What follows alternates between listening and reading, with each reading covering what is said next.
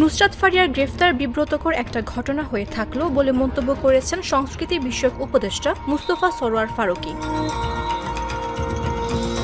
আজ নিজের verified Facebook অ্যাকাউন্টে দেওয়া এক স্ট্যাটাসে এমন মন্তব্য করেছেন উপদেষ্টা।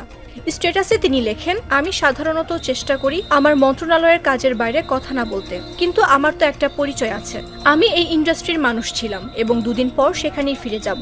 নুসরাত ফারিয়ার গ্রেফতার বিব্রতকর একটা ঘটনা হয়ে থাকলো আমাদের জন্য।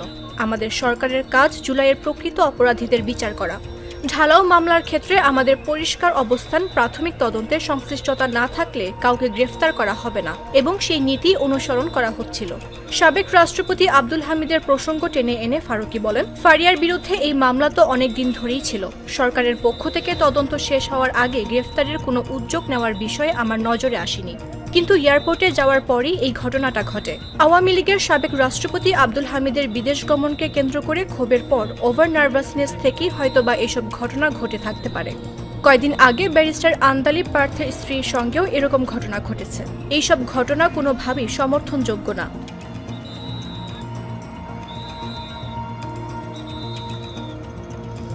ঢাকায় সিনেমার আলোচিত সমালোচিত চিত্রনায়িকা নুসরাত ফারিয়া বিদেশে পাড়ি দেওয়ার সময় রোববার দুপুরে ঢাকার হযরত শাহজালাল আন্তর্জাতিক বিমানবন্দরে গ্রেফতার হয়েছেন। বৈষম্য বিরোধী ছাত্র আন্দোলন ঘিরে রাজধানীর ভাটারা থানায় এক হত্যা চেষ্টার মামলায় তাকে গ্রেফতার করা হয়েছে বলে পুলিশের পক্ষ থেকে জানানো হয়।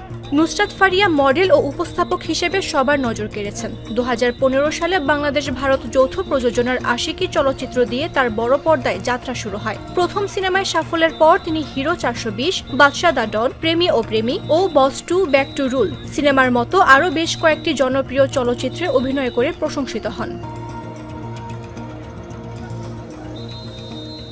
2023 সালে নুসরাত ফারিয়া শ্যাম বেনেগাল নির্মিত মুজিব একটি জাতির রূপকার সিনেমায় সাবেক প্রধানমন্ত্রী শেখ হাসিনার চরিত্রে অভিনয় করেছেন।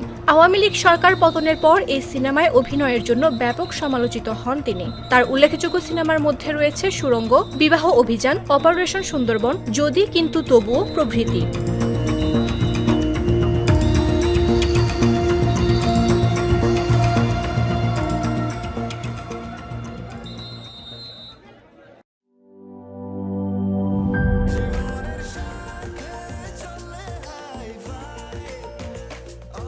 স্বাস্থ্যকর অল টাইম, সব সময় অল টাইম হেলদি লাইফ।